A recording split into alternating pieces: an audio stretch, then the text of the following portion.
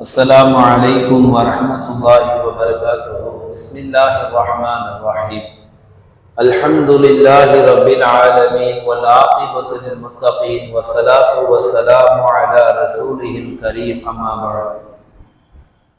فقد قال الله تبارك وتعالى في القرآن العظيم وفي الفرقان المجيد: أعوذ بالله من الشيطان الرجيم. بسم الله الرحمن الرحيم.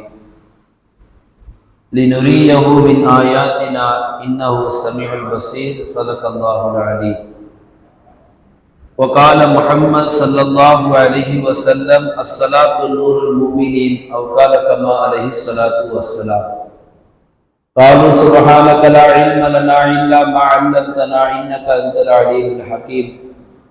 அளவற்ற அருளாளனும் நிகரற்ற அன்புடையனுமாகிய எல்லாம் வல்ல அல்லாஹ்வின் பெயரை கொண்டு ஆரம்பம் செய்கிறேன். எல்லா புகழும் ஏக இறைவன் அல்லாஹ் ஒருவனுக்கே உரித்தாகட்டுமாக. கண்மணி நாயகம் மக்கத்து ராஜா மதீனத்து ரோஜா முஹம்மது நபி ஸல்லல்லாஹு அலைஹி வஸல்லம் அவர்களின் மீதும் அவர்களுடைய பரிசுத்த குடும்பத்தார்கள் மீதும் அன்னாருடைய வாழ்க்கை வழிமுறைகளை பின்பற்றிய அத்துணை சஹாபாக்கள் நல்லுள்ளங்கள் மீதும் அல்லாஹுவின் அன்பும் அருளும் என்றென்றும் நின்று நிலவட்டுமாக என்று பிரார்த்தித்தவனாக எனது வார்த்தைகளை துவங்குகிறேன். அல்ஹம்துலில்லாஹ்.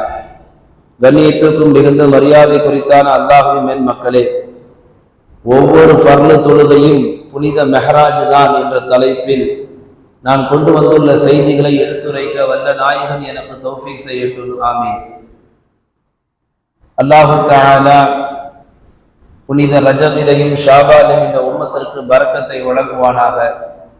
எதிர்வரும் ரமலானுடைய மாதத்தை பகல் காலங்களில் நோன்பு நோற்று இரவு காலங்களில் நின்று வணங்கக்கூடிய பாக்கியத்தை அல்லாஹ் இந்த உம்மத்திற்கு நசீபாக்குவானாக. ஆமீன். அல்லாஹு தஆலா ஒரு முஸ்லிமுக்கு இந்த உலகில் எத்தனையோ கடமைகளை வழங்கியிருக்கின்றான். அப்படி பார்க்கின்ற பொழுது சராசரி ஒரு மனிதன் என்று பார்ப்பதை விட மெஹராஜ் என்ற தலைப்பை பதிவு செய்ததால் ஒரு முஸ்லிமாக நாம் பார்ப்போம்.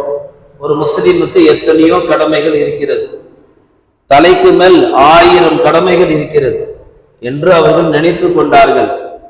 ஆனால் எத்தனை கடமைகளில் நாம் இருந்தாலும் நமக்கு மேல் ஒரு முக்கிய கடமை இருக்குது என்று சொன்னால் அதுதான் அஸ்ஸலாத், தொழுகை என்றார்கள் கண்மணி நாயகம் ரசூலுல்லாஹி ஸல்லல்லாஹு அலைஹி வஸல்லம் அவர்கள். இன்று அந்த தலையான கடமையாக இருக்கக்கூடிய அந்த தொழுகையை இன்றைக்கு நாம் எப்படிப்பட்டவர்களாக அந்த தொழுகையை கையாளுகிறோம் என்று சொன்னால், ஹஜ்ஜுடைய காலத்தில், உம்ராவுடைய காலத்தில், ஏன்னா அங்க மட்டும்தான் தலைநகர முடிய நம்மளால எடுக்க மனசு முன் வரும். மற்ற நாட்கள் எல்லாம் நம்ம அந்த தலைமுறை என்ன செய்ய மாட்டோம், வலிக்க மாட்டோம். ஏன்னா அது அமல், அங்க அது செய்தாதான் அந்த ஹஜ்ஜு உம்ராவும் ஜாயிஸ் கூடும். அப்போ தலையில் இருக்கக்கூடிய முடியை ஒரு ஹாஜி, ஒரு முஹ்தமிர் எப்படி அதை வலித்து விடுவாரோ, மொத்தமாக மலித்து விடுவாரோ, அது போன்று இன்றைய முஸ்லிம்கள் தலையான கடமையாக இருக்கக்கூடிய தொழுகையை தங்கள் தலைமுடி இறக்கி வைப்பதை போன்று தொழுகைகளை தள்ளி வைக்கிறார்கள். இது உண்மையான விஷயம். இது எடுத்து வைத்து பேசுவதல்ல, யதார்த்தம், இதுதான் உண்மை. இன்றைக்கு தொழுகையை இந்த இஸ்லாமிய உம்மத்து ஒரு கடுகளவு கூட மதிக்கவில்லை. உம்ராவுக்கு போயிருந்ததுனால் அங்கு பார்த்த ஒரு அற்புத கண்குள்ளா காட்சி. ஒரு வக்து தொழுகையை அங்குள்ள மக்கள் எப்படியெல்லாம் பேணுகிறார்கள், எப்படியெல்லாம் தொழுகிறார்கள் என்பதற்கு பார்க்கின்ற போது வெட்கமாகவும் வேதனையாகவும் இருக்கிறது. பள்ளிவாசலிலே பாங்கு சொல்லப்பட்டு விட்டால் அந்த மக்கள் எங்கிருந்தாலும் பள்ளியை நோக்கி வந்து விடுகிறார்கள். எத்தனை கடமைகள் அவர்கள் முக்கிய வாய்ந்தவர்களாக இருந்தாலும் தொழுகைக்கு அழைப்பு விடுக்கப்பட்டால் பள்ளியை நோக்கி செல்கிறார்கள். தொழுகை துவங்கப்பட்டு விட்டால் அது ரோடு அல்லது கடை எது என்றும் பார்ப்பது கிடையாது, அப்படியே அங்கேயே தொழுவது. இவையெல்லாம் எதை காட்டுகிறது? அந்த பகுதி மக்களுடைய மூமின்கள் உள்ளத்தில் பதிந்திருக்கக்கூடிய ஈமானுடைய அந்த தரத்தை வெளிப்படுத்தி காட்டுகிறது. கொஞ்சம் அப்படியே ஒவ்வொரு நாடுகள் அல்லது நாம் வாழக்கூடிய இந்த நாட்டில் தொழுகை நேரங்களிலே பார்க்கப்படுகின்ற பொழுது பாங்கு சொல்லப்படுகின்ற போதுதான் ஷட்டரை துவக்கிறோம். ஏங்க பாங்கு சொல்றாங்க, ஷட்டரை மூடுங்க, அல்லாஹ்வுடைய அழைப்பு இல்ல, இப்ப கடையை திறந்தாதான் பரக்கத்து வரும், அப்படி தவறாக விளங்கி கொண்டு மெஹராஜில் கடமையாக்கப்பட்ட தொழுகை, ஹிஜ்ரி 2 கடமையாக்கப்பட்ட தொழுகை கிட்டத்தட்ட 1400 ஆண்டு காலமாக இந்த மண்ணிலே தொழுது கொண்டிருக்கக்கூடிய ஒரு உன்னதமான ஒரு அமலை இந்த முஸ்லிம்கள் இன்னமும் விளங்கிக் கொள்ளவில்லையே. இதுதான் ஒரு பெரிய வேதனையாக இருக்கிறது. மேலான பெருமக்களே, அல்லாஹ் குர்ஆனிலே சொல்லுவார், லினுரியஹு மின் ஆயாத்தினா, ஹரமிலிருந்து பைத்துல் முகத்தஸிற்கு நபிகள் நாயகம் அவர்களை நாம் என்ன செய்தோம்? தரைவழி பயணமாக அழைத்து சென்றோம். 1 மாத காலம் எடுக்கக்கூடிய அந்த பயணத்தை அல்லாஹ் ஒரு இரவில நிகழ்த்தி காமித்தான். தரைவழி பயணம் மட்டுமல்ல, வான்வழி பயணத்தையும் அல்லாஹ் நிகழ்த்தி காமித்தான். லினுரியஹு மின் ஆயாத்தினா, நம் அத்தாட்சிகளை காண்பிப்பதற்காக. அல்லாஹ் என்பவன் யார், அவன் படைப்பினங்கள் எப்படிப்பட்டது, வல்லமை எப்படிப்பட்டது என்பதை நபிகள் நாயகத்திற்கு முழுவதுமாக தத்துருவமாக நேரடியாக அப்படியே அல்லாஹ் தஆலா காமித்து கொடுத்தான். சொர்க்கத்தை காமித்தான், நரகத்தை காமித்தான், மறுமையிலே உள்ள நடக்கக்கூடிய எல்லா நிகழ்வுகளையும் காமித்தான். அல்லாஹ் எப்படி விசாரணை செய்வான், மனிதர்கள் எப்படி பதில் சொல்லுவார்கள், எல்லாவற்றையும் அல்லாஹ் தஆலா பெருமானாருக்கு காமித்து கொடுத்தான். அப்படிப்பட்ட உன்னதமான அந்த மெஹராஜுடைய பயணத்தில் கடமையாக்கப்பட்டு கொடுக்கப்பட்ட தொழுகையை தான் இன்றைக்கு நம் குடும்பங்களிலே அதை பொருட்படுத்தாமல் உதாசீனப்படுத்திக் கொண்டிருக்கிறோம். அதிக முஸ்லிம்கள் பள்ளிவாசலுக்கு தொழுகைக்கு வருவதை விட அதிக முஸ்லிம்கள் மௌத்தாகி சந்தூக் பெட்டில் ஜனாசாவாகத்தான் பள்ளிவாசலுக்கு வருகிறார்கள். இதுதான் உண்மை. நீங்கள் கணக்கெடுத்து பாருங்கள், கவனித்து பாருங்கள். ஒரு குடும்பத்திலே ஒரு குடும்ப தலைவர் 5 கால தொழுகை தொழுவது அவர் மீது கடமை. வாரத்திற்கு ஒரு முறை ஜும்மாவுக்கு முதன்மையாக வருவது அவர் மீது கடமை. வருடத்தில் 2 பெருநாளுக்கு முதன்மையாக திடலுக்கு போவது அவர் மீது கடமை. இந்த 3 சுற்றுகளிலும் அந்த முஸ்லீம் முதன்மையானவராக என்பது கிடையாது. எப்ப முதன்மையானவர் இருக்கிறாரு, அவர் ரூஹ் அடங்குனதற்கு பின்னாடி அவர் சந்தூக்ல ஏத்திட்டு வேக வேகமா பள்ளியை நோக்கி வர்றாங்க. ஹயாத்தா இருக்கும் போது கால் 8 வேகமாக எடுத்து வைக்கக்கூடிய முஸ்லீம் அவர் மௌத்தா போனதற்கு கொண்டு வந்து என்ன பிரயோஜனம்? இன்றைக்கு இதுதான் நடந்து கொண்டிருக்கிறது. ஒவ்வொருவருடைய தொழுகை, ஒவ்வொருடைய ஃபர்லு தொழுகை புனித மெஹராஜ் தான் என்ற தலைப்பை நாம் உள்வாங்குகின்ற பொழுது இந்த செய்தியெல்லாம் மனதில் பதிய வைக்க வேண்டும். ஒரு விஷயத்தை நன்றாக புரிந்து கொள்ளுங்கள். இந்த உலகத்திலே தொழுகையை தவிர ஒரு சிறந்த அமல் வேறு ஒன்றுமே கிடையாது. இந்த உலகம் எவ்வளவு பிரம்மாண்டமாக தன்னை மாற்றிக் கொண்டாலும், இந்த உலகம் எப்படி தன்னை அழகாக காமித்துக் கொண்டாலும், இந்த உலகத்தில் இன்னைக்கும் ஒரு அழகான செயல், அல்லாஹ்வுக்கு பிடித்த செயல் என்றால் அது தொழுகை மட்டும்தான். உலகிலே அல்லாஹுவை அடைந்து கொள்வதற்கு ஒரு வழி இருக்குதுன்னு சொன்னால் அதுவும் தொழுகை மட்டும்தான். தொழுகையை கொண்டுதான் அல்லாஹுடைய பொருத்தத்தை பெற முடியும். அல்லாஹ் குர்ஆனிலே பேசுவான், தன்னுடைய அத்தாட்சிகளை காண்பிப்பதற்காகவே நாம் முஹம்மதை தரைவழி பயணமாக விண்வெளி பயணமாக அழைத்து சென்றோம். இந்த பயணத்தில் அல்லாஹ் ஒரு செய்தியை பதிவு செய்கிறார். முஹம்மது நபி ஸல்லல்லாஹு அலைஹி வஸல்லம் அவர்கள் தாயிஃபிலே கல்லடியும் சொல்லடியும் பட்டு கடும் துயரத்திற்கு ஆளானதற்கு பின்னால் அரவணைப்பிற்கும் துணைக்கும் ஆள் இல்லாமல் அனாதையாக நிர்கதியாக தெரு வீதியில நின்ற பொழுது அல்லாஹ் தஆலா பெரும் ஆறுதல் தருவதற்காக தன் ஹபீபை தன் பக்கம் அழைத்து செல்கிறார். துயராத துன்பத்தில் மீள முடியாத ஒரு கடுமையான சிரமத்தில் இருந்த பெருமானாரை தன் பக்கம் அல்லாஹ் அழைத்து ஒரு அற்புத பரிசை தருகிறான். அதுதான் தொழுகை. அல்லாஹ் பெருமானாருக்கு தன் பக்கம் அழைத்து ஒரு பரிசை தொழுகையாக தருகிறான். அதே நேரத்தில் அந்த நபிக்கு தந்த பாக்கியத்தை அல்லாஹ் எந்த நபிக்கும் தரலை. இதுதான் பெரிய உண்மையான விஷயம். 1,24,000 நபிமார்கள் அல்லாஹ் தேர்ந்தெடுத்து அனுப்பினாலும் முஹம்மதை மாத்திரம் அல்லாஹ் தன் பக்கம் அழைப்பதற்கு காரணம் என்ன? இது முஸ்லிம்கள் யோசிக்க வேண்டும். அல்லாஹ்வே சொல்லி காட்டுவான், மற்ற நபிமார்களை விட முஹம்மது எனக்கு பிரியத்திற்குரிய நபி. அது அல்லாஹ்வுக்கு அறியும், அல்லாஹ்தான் விளங்குவான் எதற்கு அல்லாஹ் இவ்வளவு பாசம் வைத்தான் என்று. நாம் ஒரு கேள்வி எழுப்பலாம். இப்ராஹிம் நபியின் மீது அல்லாஹ் பாசத்தை வெளிப்படுத்தலாம், மூசா நபியின் மீது அல்லாஹ் பாசத்தை வெளிப்படுத்தலாம். ஆனால் அல்லாஹ் அதற்கு ஒரு பதில் சொல்லுவான். 1,23,999 நபிமார்களில் ஒவ்வொரு குணம் இருந்தது. அந்த ஒவ்வொரு குணத்தையும் ஒன்று சேர்த்து நான் முஹம்மது ஸல்லல்லாஹு அலைஹி வஸல்லம் மீது ஒட்டுமொத்தமாக வ இன்னக லஅலா ஹுலுகின் அலீம், எல்லா நபிமாருடைய குணமும் முஹம்மதுக்கு நான் கொடுக்கப்பட்டிருக்கிறேன். அதனால் அவர் மனிதர்களே புனிதர், மா மனிதர், அதனால் தான் நான் அவர்களை பிரியப்படுகிறேன் என்று அல்லாஹ் குர்ஆனிலே பேசுவார். அல்லாஹ் தஆலா நபிகள் நாயகத்துக்கு அப்படிப்பட்ட கண்ணியத்தை தந்தார் என்று சொன்னால் அவருடைய உம்மத்தையும் அல்லாஹ் தஆலா சும்மா விடல. எத்தனையோ உம்மத்திற்கு தரப்படாத ஒரு சலுகைகள். மற்ற உம்மத்துக்கெல்லாம் பாத்தீங்கன்னா அல்லாஹ் வணங்குறதுனா குறிப்பிட்ட தூரம் போகணும். எல்லா தொழுகைகளை ஜம்மு செய்யல, அல்லாஹ் வணங்கக்கூடிய அந்த வழிபாடுகள் வித்தியாசப்படும். உம்மத்தே முஹம்மதியாவிற்கு மட்டும் அல்லாஹு தஆலா இந்த பூமி முழுக்க தொழக்கூடிய இடமாக மாற்றி வைத்திருக்கிறார். நீங்க ஒரு சஃபரிலே பிரயாணம் செய்கிறீர்கள், பாலைவனம், தொழக்கூடிய நேரம் வந்துவிட்டது, வாகனத்தை நிப்பாட்டுவதற்கு அனுமதி, பாங்கு சொல்வதற்கு அனுமதி, இகாமத்து சொல்வதற்கு அனுமதி, தொழுவதற்கு அனுமதி, யாரும் ஒன்றும் சொல்ல போவது கிடையாது. நீங்க தொழுல, இது பள்ளிவாசல் இல்ல, நீங்க கண்ட இடத்துல வண்டி நிப்பாட்டி தொழுறீங்க, யாரும் எதிர்த்து பேச முடியாது. இந்த பூமி முழுக்க அல்லாஹ் எந்த நபிக்கும் தராத ஒரு பாக்கியத்தை இந்த உம்மத்திற்கு தந்தான். எங்கு வேண்டுமானாலும் தொழுது கொள்ளலாம். எல்லா விமான நிலையங்களிலும் தொழுகைக்கான ஏற்பாடு வசதி செய்யப்பட்டிருக்கு. அவங்களுக்கே தெரியுது, அதிக முஸ்லிம்கள் வருவார்கள் போவார்கள், எனவே அவர்களுக்காக ஒரு இடம்.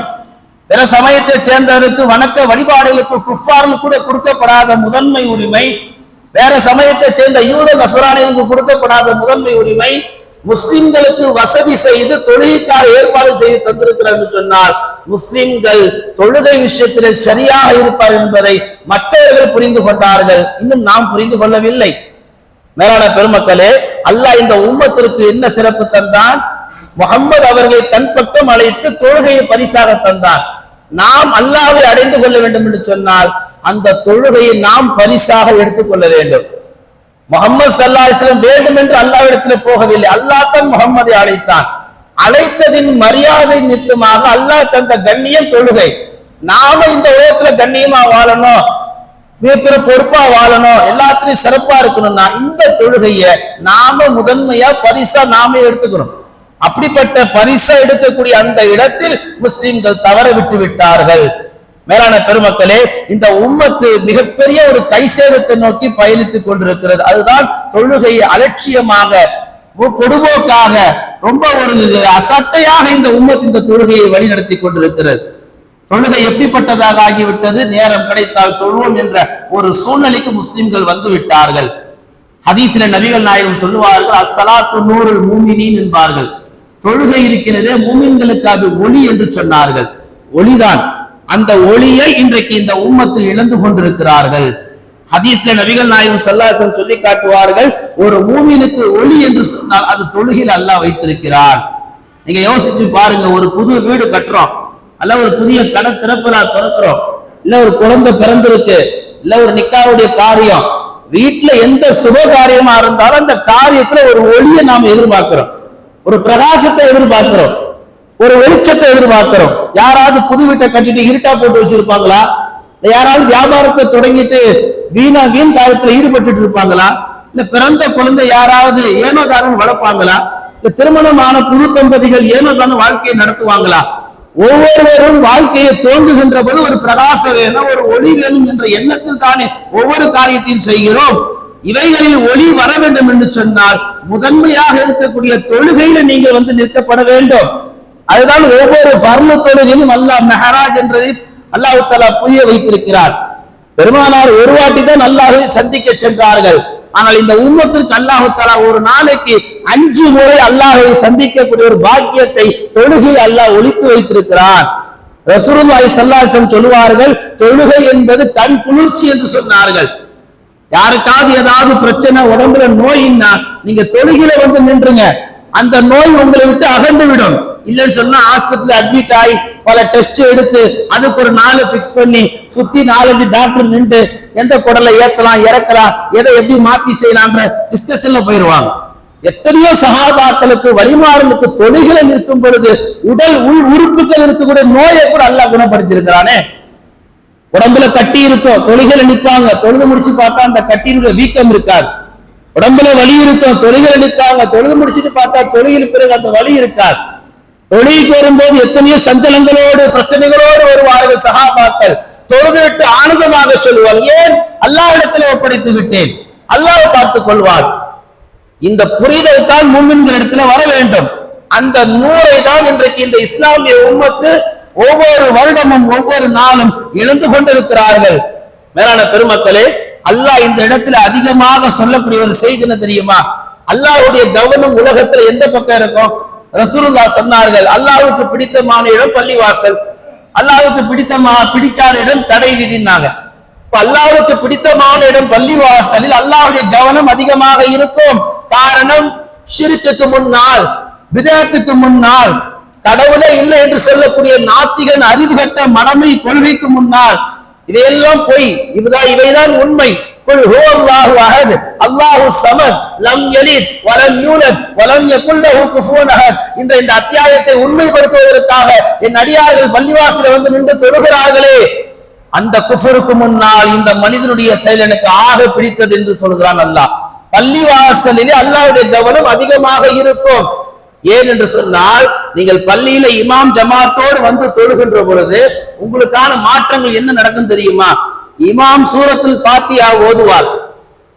ஹதீஸ்ல வரக்கூடிய செய்தி, பாங்கு சொல்லுகின்ற முன்னால் மலக்குமார்கள் நிற்பார்கள்.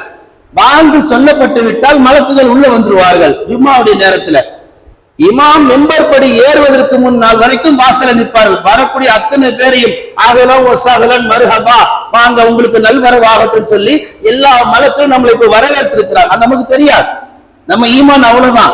ஹதீஸ்ல வரக்கூடிய செய்தி, இமாம் மெம்பர் படி ஏறுவதற்கு பின்னால் அந்த வார்த்தை நிப்பாட்டப்படும், அந்த புத்தகம் ஏடு மூடப்படும். அந்த மலக்குமார்கள் உள்ளே வந்து அமர்ந்து இமாம் மெம்பர் படியில என்ன ஓதுகிறார் என்பதை நாம தான் காது கொடுத்து கேட்க மாட்டோம், மலக்குகள் காது கொடுத்து கேட்கிறார்கள். அதனாலதான் ஜும்மாவுடைய சட்டத்துல கடுமையான சட்டம், பக்கத்துல இருக்கிறவங்க கூட இஷாரா காட்டாதீங்க, இப்படி தள்ளி வைத்தாரு, இப்படி கண்ணு கூட காட்டாதீங்க, ஏன்னா உங்க ஜும்மா ஃபசாத் ஆயிரும். ஜும்மா அவ்வளவு முக்கியத்துவம் வாய்ந்தது. அல்லாஹ் சொல்லுகிறான், இமாம் ஃபாத்திஹாவை ஓதி முடித்து விட்டு ஆமீன் என்று சொன்னால் அந்த ஃபாத்திஹாவுக்கு பின்னால் இமாம் சொல்லக்கூடிய ஆமீனோடு மலக்குமாருடைய ஆமீனும் ஏற்கப்படுகிறது. நம்மளோட மலக்குமாறு சேர்ந்து ஆமீன் சொல்றாங்க. அப்ப தொழுகிற சஃப்ல நிறுத்தக்கூடிய நாமும் ஆமீன் சொன்னோம் என்று சொன்னால், மலக்கு ஆமீனோடு நம்ம ஆமீன் ஒப்பிட்டு போய்த்தால் நம்ம துவாக்கள் எல்லாம் கபூலாக்கப்படும், நம் தொழுகை எல்லாம் கபூலாக்கப்படும். நீங்க உள்ள வரும் பொழுது நல்ல நீயத்துல வாங்க, தொழுகைன்னு வாங்க, அல்லாஹ் வணங்கணும்னு வாங்க, இஹ்லாஸா தொழுவுங்க. அப்படி நீங்க தொழுகையில நிற்கின்ற பொழுது உங்களுடைய தொழுகை பேணுவதாக இருந்தால் நீங்கள் சொல்லக்கூடிய ஆமீன் அத்தனை வணக்க வழிபாட்டையும் சுருட்டி கொண்டு அல்லாஹ் இடத்துல எடுத்து செல்கிறார்கள். இன்றைக்காவது தனிமையில உணர்ந்தது உண்டா?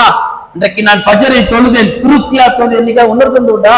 இன்னைக்கு நான் ஜும்மாவை நிறைவேற்றின திருப்தியா என்னைக்கா உணர்ந்தது உண்டா? உணர தோன்றுதல். ஒரு வாழ்க்கை தான் இந்த உலகில். மேலான பெருமக்களே, அல்லாஹ் சொல்லுகிறான், அந்த மலக்குகள் ஆமீனோடு உங்கள் ஆமீன் சேர்ந்தால் உங்கள் துவா கபூலியத்து.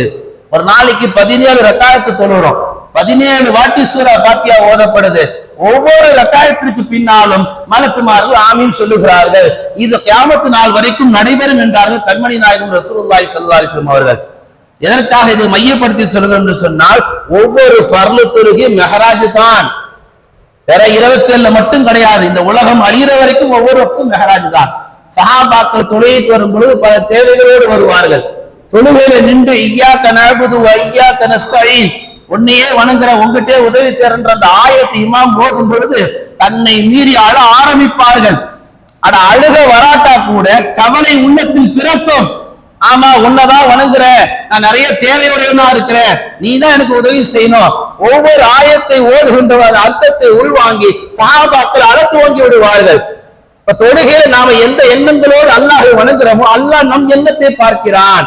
நீ என்ன வணங்குற, உன் தேவை என்ன என்பதை நான் கவனித்துக் கொள்கிறேன் என்று சொல்லி நம் தேவைகளை நாம் கையேந்துவதற்கு முன்னால் அல்லாஹ் கபூல் செய்து தந்து விடுகிறான் என்று கண்மணி நாயகம் ஸல்லல்லாஹு அலைஹி வஸல்லம் சொல்லி காமிக்கிறார்கள். இப்படிப்பட்ட உன்னதமான கண்ணியமான சிறப்பு வாய்ந்த இந்த மெஹராஜுடைய பயணத்தில் கடமையாக்கப்பட்ட தொழுகையைத்தான் இந்த முஸ்லிம் உம்மா என்ன செய்து கொண்டிருக்கிறது? ரொம்ப பொடுபோக்காக, அலட்சியமாக, கேவலமாக கருதி கொண்டிருக்கிறது. ஆரம்பத்தில் சொன்னதை போன்று முஸ்லிம்கள் பள்ளிவாசலுக்கு தொழுகைக்கு வருகிறார்கள் இல்லையோ, அவர்கள் ஜனாசாவை எடுத்துக்கொண்டுதான் பள்ளிவாசலுக்கு அதிக முஸ்லிம்களை கொண்டு வரப்படுகிறார்கள். கணக்கிட்டு பாருங்க, நம்ம மஹல்லால போன ரமலானுக்கு எத்தனை ஆண்கள் மௌத்தா இருக்கிறாங்க, அத்தனை ஆண்கள் தொழிலாளியா இருந்திருக்கிறாங்களா? யோசித்து பாருங்க. அது குறை கிடையாது, அறியாமையிலே வாழ்ந்துட்டாங்க. மேலான பெருமக்களே, மெஹராஜ் என்பது மார்க்கத்தை பொறுத்த வரைக்கும் அரபியிலே உயருதல், உயர்த்தி கொண்டு போகுதல் என்று அர்த்தம். அல்லாஹ் அந்த பயணத்துல ரசூலுல்லாஹ் உயர்த்தி கொண்டு போனான். ஒவ்வொரு ஃபர்லு தொழுகையிலும் நாம செய்யக்கூடிய நல்ல அமல்களை அல்லாஹ் தஆலா அது மெஹராஜின் வழியாக உயர்த்தி கொண்டு செல்கிறான். எல்லா அமல்களும் அல்லாஹ்விடத்துல கொண்டு போய் சமர்ப்பிக்கப்படுகிறது. ஒவ்வொரு ஃபர்லு தொழுகை மெஹராஜ் தான் என்பதற்கு இன்னும் ஆழமான செய்தி புகாரில ஒரு ஹதீஸ் வரும். ஸல்லல்லாஹு அலைஹி வஸல்லம் சொல்லி காமிப்பார்கள், இந்த உலகத்துல பிரத்யேகமா அல்லாஹ் என்ன செய்வானா, ஒரு மலக்கின் கூட்டத்தை அப்படியே பூமி முழுக்க பறக்க விட்டுருப்பான். இந்த உலகத்துல பாத்தீங்கன்னா பொதுவா இந்தியா கண்ட்ரியில 8 யூனியன் பிரதேசம் இருக்கு. அது பாத்தீங்கன்னா நேரடி தொடர்பு இருக்காது, ஒரேடியா நிர்வாக பொறுப்பு யூனியன் பிரதேசம் என்பது. அது போல மலக்குமார்கள் அல்லாஹ் தஆலா இந்த பூமி முழுக்க பறக்க விட்டுருக்கிறான். காரணம் என்னன்னா, அவங்க எல்லா இடத்துக்கும் போவார்கள். பள்ளிவாசல், மதர்சா, வீடு, மைதானம் எல்லா இடத்துக்கும் போவார்கள். அப்படி போயிட்டு வந்ததற்கு பின்னால் அல்லாஹ் அந்த மலக்குகிட்ட கேட்பான், நீங்க போயிட்டு வந்தீங்களே, என் அடியார்கள் எப்படிப்பட்ட நிலையில அடைந்து கொண்டீர்கள்? மலக்குமார்கள் சொல்லுவார்கள், யா அல்லாஹ், நாங்கள் போனோம், ஒரு கூட்டம் உன்னை உட்கார்ந்து தஸ்பீஹ் செய்து கொண்டிருந்தது. அப்படியா? அல்லாஹ் எல்லாம் அறிந்தவன். ஆச்சரியத்தோடு கேட்பான், சரி, தஸ்பீஹ் செய்யக்கூடிய அந்த கூட்டம் என்னை பார்த்ததுண்டா? மலக்குமார்கள் சொல்லுவார்கள், இது அப்பப்ப கேட்ட ஹதீஸ் தான், இருந்தாலும் ஈமானை உரம் ஏற்றுவதற்காக சொல்லப்படுகிறது. மலக்குமார்கள் சொல்லுவார்கள், உன்னை பார்த்ததில்லையா அல்லாஹ்? அல்லாஹ் இன்னொரு கேள்வி எழுப்புவான், சரி, அப்படி பார்க்கும் வாய்ப்பை நான் உண்டாக்கி தந்தால் அந்த அடியார்கள் இன்னும் எப்படி அமல் செய்வார்கள்? மலக்குமார்கள் சொன்னார்கள், நாங்கள் சொல்லுகிறோம், எங்களை விட கூடுதலாக கூட அவர்கள் அமல் செய்வார்கள். அல்லாஹ் நம்ம பார்த்துட்டோம்னு வச்சுங்க, நமக்கு மனைவி, மக்கள், ஊடு, துன்யா எதுவுமே வராது. அல்லாஹ்வுடைய வீட்டை பார்த்தாலே வராதுங்க. அல்லாஹ்வுடைய வீடு காபத்துல்லா இருக்குல்ல, அதை பார்த்துட்டீங்கன்னா துன்யாவே மறந்துடுவீங்க. அவன் வீட்டுக்கு உண்ட மகிமை அவ்வளவு பெரிய ஆற்றல் என்றால், அந்த வீட்டையே ஆளக்கூடிய அல்லாஹ்வை பார்க்கும் பாக்கியத்தை அல்லாஹ் தந்துட்டா சொல்லவா வேணும்? நம்ம உடம்புல உயிர் இருக்கா இல்லையான்னு கூட நமக்கு தெரியாது, தன்னை மெய் மறந்து போய் விடுவோம். அப்படிதான் அல்லாஹ் மெஹராஜ்ல அல்லாஹ் பெருமானாரை அழைத்து கொண்ட தன் அருகாமையில் உட்கார வைத்தார். அல்லாஹ் பார்த்து சொல்றான் ரசூல, என் ஹபீபை கண்கூடாக பார்க்கிறேன். அல்லாஹ் தான் படைச்சான், என் ஹபீபை கண்கூடாக பார்க்கிறேன், இந்த அழகை பார்ப்பதற்காக தான் நான் அழைத்தேன் என்று சொல்லுகிறார். அல்லாஹ் மெஹராஜ்ல ஒரு வாட்டி ரசூலுல்லாஹ் அழைத்தான்னு சொன்னா அந்த உம்மத்தை ஒவ்வொரு ஃபர்லிலும் அழைக்கிறான். நம்ம விளங்குறோமா அந்த செய்தியை? விளங்குற தொழுகன்னா என்னன்ற இன்னும் இந்த உம்மத்தை விளங்காம வாழ்ந்து கொண்டிருக்கிறோம். அல்லாஹ் அடுத்து கேட்பான், வேறு எப்படிப்பட்ட கூட்டத்தை பார்த்தீர்கள்? அந்த இன்னொரு கூட்டத்தை பார்த்தோம். யாரெல்லாம்? அவர்கள் உன்னை உன்னிடத்திலே அவர்கள் சொர்க்கத்தை நாடிக்கொண்டிருக்கிறார்கள். அப்படியா? எப்படிப்பட்ட சொர்க்கம்? உயர்ந்த சொர்க்கம். அவர்கள் அந்த சொர்க்கத்தை பார்த்ததுண்டா? இல்லையா அல்லாஹ்? அவர்கள் பார்த்திருந்தால் எப்படி இருப்பார்கள்? கண்டிப்பாக சொல்கிறோம், அந்த சொர்க்கம் தான் வேண்டும் என்று அடம்பிடிப்பார்கள். வரிசையாக சொல்லிக் கொண்டு வருகிறார்கள். அடுத்து என்ன செய்கிறார்கள்? என் அடியார்கள் அல்லாஹ் கேட்க மலக்குகள் சொன்னார்கள், அல்லாவே உன்னிடத்தில் அவர்கள் நரக பாதுகாப்பை கேட்கிறார்கள். நரகத்தை பார்த்ததுண்டா? பார்த்ததில்லையா அல்லாஹ்? பார்த்தால் இதைவிட பன்மடங்காக உன்னிடத்தில் பாதுகாப்பு தேடுவார்கள். இந்த ஹதீஸ்ல அல்லாஹு தஆலா ஒரு அழகான செய்திகளை பதிவு செய்யறான். என்னன்னு தெரியுமா? அல்லாஹ்வை பார்க்கிற வாய்ப்பு இருக்குன்னு சொல்ல வர அல்லாஹ். நீங்க அல்லாஹ்வை மட்டும் வணங்குனீங்கன்னா, தொழுகையை சரியான நேரத்தில் தொழுதீங்கன்னா, அந்த அல்லாஹ்வை பார்க்கும் பாக்கியம் மறுமையில் அல்லாஹ் உண்டாக்கி தருவான். யார் தொழுகைகளை புறந்தள்ளுகிறார்களோ, யார் தொழுகையில் அசக்தியாக விட்டு விடுகிறார்களோ, அல்லாஹ் சொல்லுகிறான், நான் மறுமையில் அவனை பார்க்க விரும்பவில்லை. பாருங்க, அல்லாஹ்வை அடைந்து கொள்ளாத இடம் துனியால எங்கேயுமே கிடையாது. அவனே சொல்லுகிறான், நான் பார்க்க விரும்பவில்லை. அப்ப அல்லாஹ் நம்மளை எங்க கொண்டு போய் வைப்பான்? அல்லாஹ்வுக்கே வெளிச்சம். அடுத்து அல்லாஹ் சொல்லுகிறான், சொர்க்கத்தையும் நரகத்தையும் கண்டிப்பாக நான் அவர்களுக்கு வழங்குவேன், நன்மை தீமை செய்தால். இந்த ஹதீஸ்ல நாம உள்வாங்கிக் கொள்ள வேண்டிய விஷயம், தொழுகைக்கு நாம வந்துட்டோம் சொன்னா அதுல திக்ர் இருக்கு, அதுல திலாவத் இருக்கு, அதுல ருக்கு இருக்கு, அதுல சுஜூத் இருக்கு, அதுல துஆ இருக்கு, பாவ மன்னிப்பு தர்ற தௌபா இருக்கு, எல்லாமே தொழுகையில் அடங்கி இருக்கு. அந்த தொழுகையை நாம அடைந்து கொண்டோம்னா இந்த மூன்றிலே அல்லாஹ் 2ஐ தந்து விடுவான், 1ஐ விட்டு நம்மை பாதுகாப்பான். அப்படிப்பட்ட தொழுகையைத்தான் இந்த உம்மத்து கேவலமாக நினைத்துக் கொண்டிருக்கிறார்கள், அசட்டியாக நினைத்துக் கொண்டிருக்கிறார்கள். மேலான பெருமக்களே, பெருமானார் சொன்னதை போன்று அஸ்ஸலாத்து நூருல் மூமினின், தொழுகை இருக்கிறது மூமின்களுடைய ஒளி என்று சொன்னார்கள். இன்றைக்கு அந்த ஒளியை முஸ்லிம்கள் இழந்து கொண்டிருக்கிறார்கள். குளிக்க போகும்போது சோப்பு வச்சு நல்லா தேய்க்கிறது, ஷாம்பு போட்டு தேய்க்கிறது.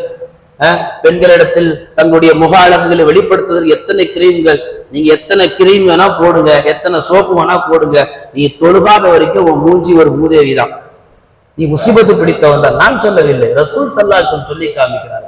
யார் ஃபஜர் தொழுகவில்லையோ அவன் தரித்திரம் பிடித்தவன், அவன்கிட்ட எந்த வேலையை வாங்காதீங்கன்னு நாங்க ரசூல் தான். எங்க உஸ்தாத் ஒருத்தவங்க இருக்கிறாங்க, அவங்க என்ன செய்வாங்கன்னா, அவங்கள்ட்ட ஒரு வளமை, ஃபஜர் தொழுகைக்கு அவங்க போலன்னு சொன்னா எந்த வீட்டுக்கும் ஓத போக மாட்டாங்க. என்னன்னா பேணுதல்.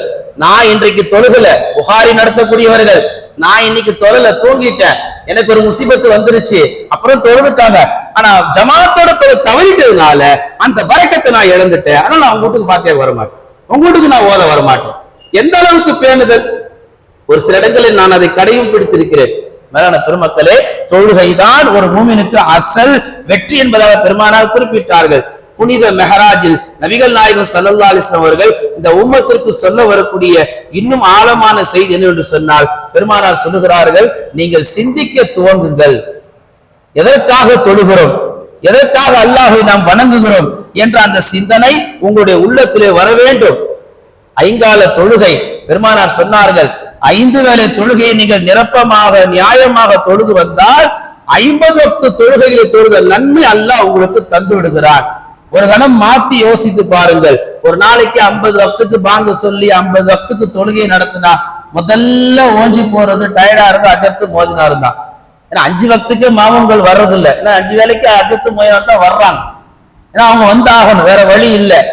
அப்ப 50 வக்துகளுக்கு பாங்கும் இகாமத்தும் தொழுகை நடத்தினா எங்க நிலைமை என்னன்றது யோசித்து பாருங்க.